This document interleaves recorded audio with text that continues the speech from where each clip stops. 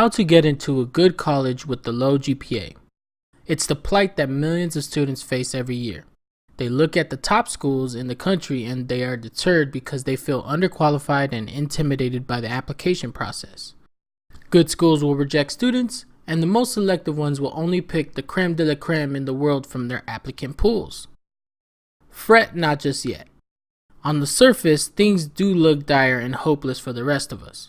While people do get carried away by the stats, the truth of the matter is, you can get into any school you want. Huh?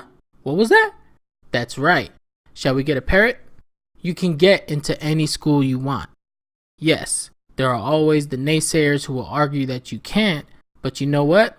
There's always an exception to every rule.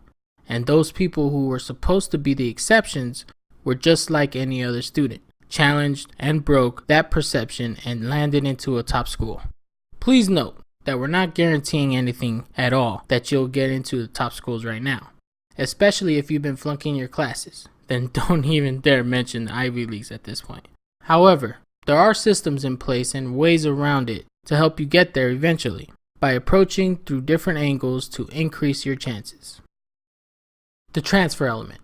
Here's the best way to get into a really good top school if you already have only average grades. It's not something the most of you will admit to wanting to do at first, but what is it? It's simple. Go to a community college for 2 years. That's right.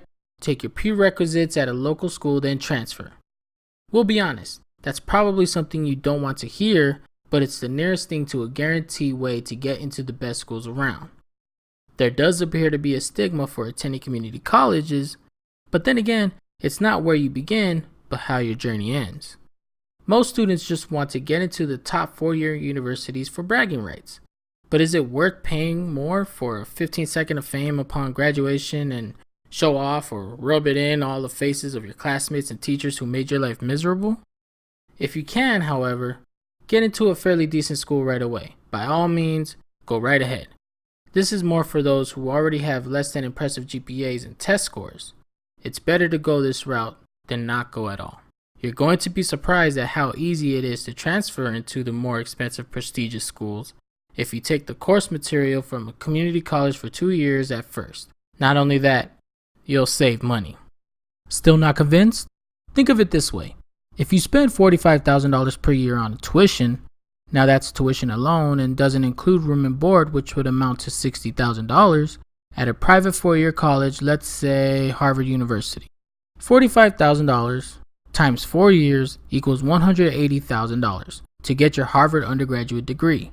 If you start out at a community college, $3,000 per year, or you don't even have to pay with community college's financial aid, then transfer, you'll get to save on that much money and complete the remaining 1 to 2 years required credits and still get the same Harvard degree with all the bragging rights as the other students who already spent 4 years there paying the extra cost. It's almost like hacking a Harvard degree that would take the 4 years into 1 year, minus the cost. You tell us, which is more economical?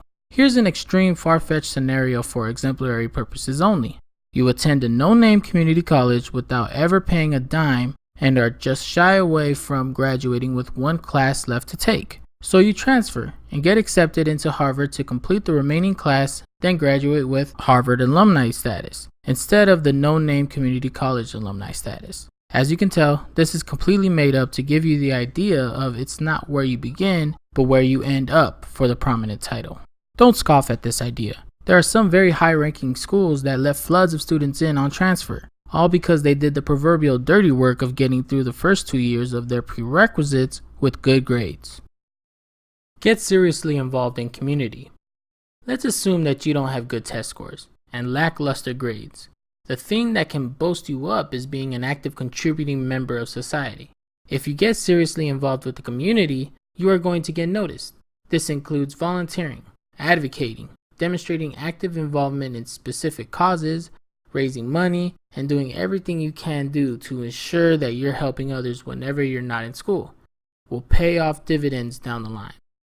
Colleges love seeing how individuals will contribute to their campus beyond the classrooms. Get involved or start an activism, nonprofit group, organization, etc. That will get you newsworthy headlines. Be heard, be known, be memorable. That's how you'll get college's attention out of everybody else, overshadowed by high but bland GPA and test stats. Plus, getting letters of recommendation from the heads of these organizations will help you as well. Play sports. Right off the bat, this is a tough one and not applicable to everybody. You will find that if you play sports, you will get recruitment interest from other schools. Even if you don't immediately get into the top school you want, you'll be courted by Division III, Division II, and even Division I colleges with a full ride scholarship. People underestimate how many schools need more athletes. They will pay for you to play, learn, and live at their school. Sports are the heart and soul of the school, besides the brain within the classrooms, and not to mention are a huge revenue generator for them. Play a sport, any sport. Some of the best colleges in the world will let you in if you can be an asset to their athletic program. Write in specific styles for specific schools. Here's something you do right now. Find some college essay and application books. Then crack it open and emulate the writing style that they recommend. You'll be surprised by how a very on-point essay will get you past the initial rejection pile. The college essay is the crucial part of the application process that can make admission officers overlook the other lacking qualifications. This is your chance to voice yourself. Be unique, be original, tell them who you are. Explain some of the not so good they may have noticed that could have immediately blown you off. How will you make their school better? Put yourself in the college admission shoes. If you were the one responsible for determining if this student were to get in or not, what would impress you? People forget that the essay can open doors, so don't skip this. At the end of the day, you should focus more on how to find the best college for you, not what your parents are expecting because your cousin Felicia is attending Oxford University and why can't you do the same? Or for the glory of having people know you are the only one who left a small town for a big city private four-year institution with other student elites. It might not be the most impressive starting point like going to a non-name university. It is a starting point than attempting to apply to only the top schools but getting all rejections. Besides, you can also try again once you build up a far more academic profile to transfer. Don't think that because you failed getting in through the freshman admission, you can't get in at all. There are always other paths to the same destination. The application process will be easier for you compared to a high school senior who has no real-world experience. Start small and work your way up. The journey will be much more rewarding.